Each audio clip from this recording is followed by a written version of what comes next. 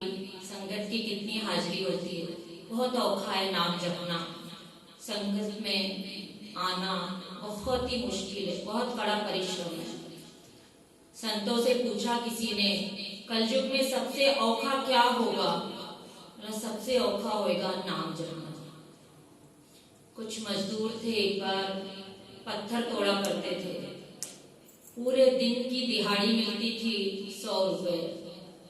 एक गुरमुख प्यारे ने बोला, पूरा दिन इतना पसीना बहाते हो, क्या मिलता है? बोले 100 रुपए दिहाड़ी मिलते हैं। तो बोला आ जाओ, मैं तुम्हें एक अच्छा काम बताता हूँ, इतनी ही दिहाड़ी दे दूंगा। सारे खुशी खुशी उसके साथ आ गए। गुरुद्वारे में आए, सिमरन में बिठाया। 1 घंटे तक सबने अच्छे से सिमरन किया। 1 घंटे के बाद सब बेचैन हो गए। कहते हैं ये नाम नहीं जपा जाता, वाहिगुरु वाहिगुरु नाम नहीं जपा जाता। गुरुमुख प्यारे ने कहा 100 नहीं 200 रुपए ले लो, दिन में जितना कमाते हो दोगुनी मजदूरी ले लो। बोले नहीं भाई, हमें तो पत्थर तोड़ना ही चलेगा। आखण औखा साचा नाम रोज रहरास में पढ़ते हैं। बहुत मुश्किल है नाम जपना।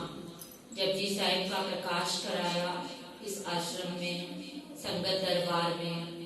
कितने लोगों ने हाजिरी भरी अभी तक पता नहीं। रहने वालों ने भी पढ़ा कि नहीं, वो भी नहीं पता।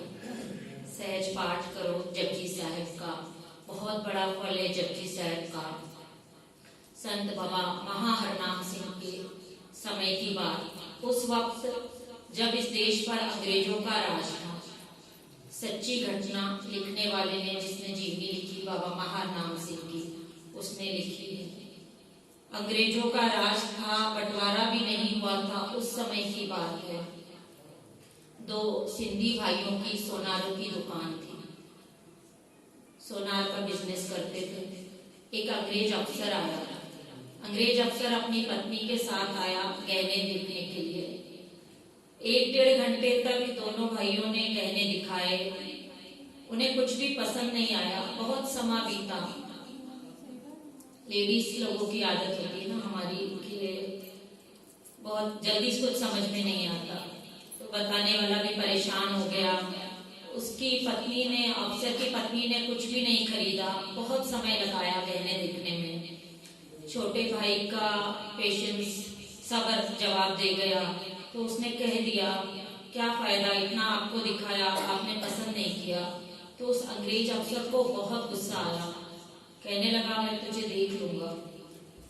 बात वहां पर खत्म हुई और वो अंग्रेज अफसर और उसकी पत्नी सीढ़ियों से उतरने लगे दुकान से बाहर जाने के लिए। उस औरत का पैर फिसल गया, अफसर की पत्नी का, और वो गिर पड़ी। गिरी तो सीधी सर के बल गिरी और वहीं पर उसकी मौत हो गई। उस अंग्रेज अफसर ने, अंग्रेजों का राज था, पुलिस भी अंग्रेजों की, उस पर जुर्माना ठोक दिया। दोनों को पुलिस पकड़ कर ले गई। और अब उन्हें पता था कि कत्ल का इल्जाम उनके ऊपर लगा है, सब कुछ अंग्रेजों का है, जज भी, वकील भी, पुलिस भी, तो फांसी की सजा निश्चित होने वाली है।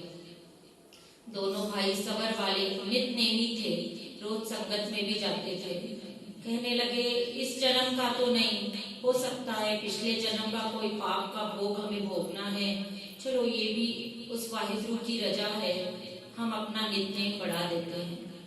संत कहते हैं कि जब कोई विपत्ति आए, जब कोई तेरे ऊपर कष्ट आए, तो उस टाइम अपनी किस्मत को नहीं कोसना, रोना नहीं, उस टाइम नाम सिमरन बढ़ा देना है। जैसे जैसे सिमरन बढ़ेगा वैसे वैसे कष्ट कम होता जाएगा। उन्होंने रोज 21 जपजी साहब करने शुरू कर दिए। 21 जपजी साहब दोनों रोज जेल में करने लगे। धीरे धीरे 30 किए, 50 किए, और एक दिन ऐसा हुआ जेल में रहते रहते 75 जपजी साहब रोज का नियम, ध्यान देना, 75 जपजी साहब उनका रोज का नियम बन गया।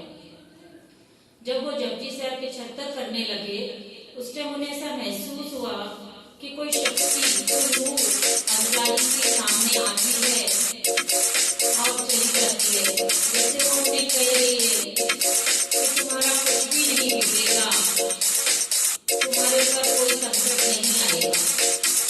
जब जब वो जपजी साहब का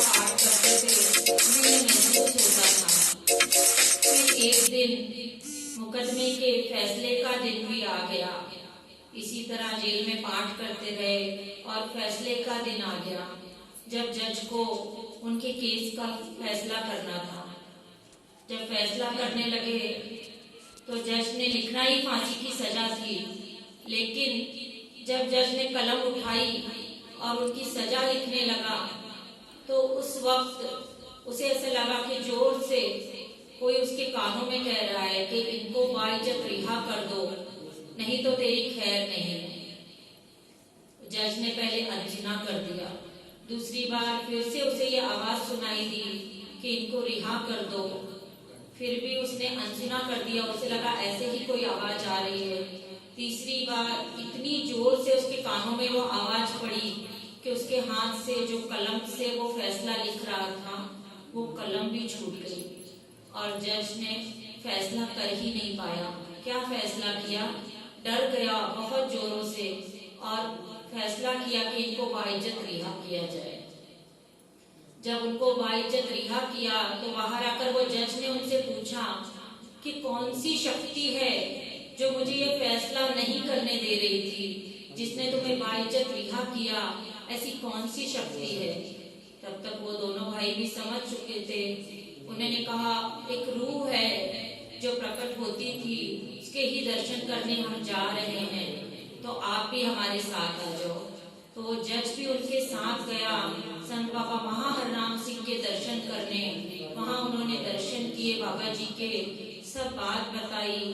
बाबा जी ने उन्हें बहुत आशीर्वाद दिए और वो वहीं पर रहे और एक ऊंची अवस्था को प्राप्त हुए।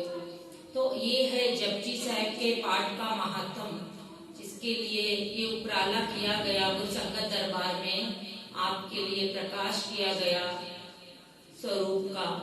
तो रोज कम से कम रहने वालों से ही विनती है, आने वाली रोज की संगत से विनती है कि रोज 5-10 जितने जपजी साहब आप कर सकते हो, बहुत बरकत है जपजी साहब की। मौनी बाबा जी ने मानसरोवर में जपजी साहब का बहुत बड़ा महात्म बताया। 84 के घेरे से आप बाहर आ जाओगे 4 कोनों में जपजी साहब करने से। तो मानसरोवर में भी अमृत वेले दूसरे और चौथे शनिवार को ये उपराला शुरू किया है।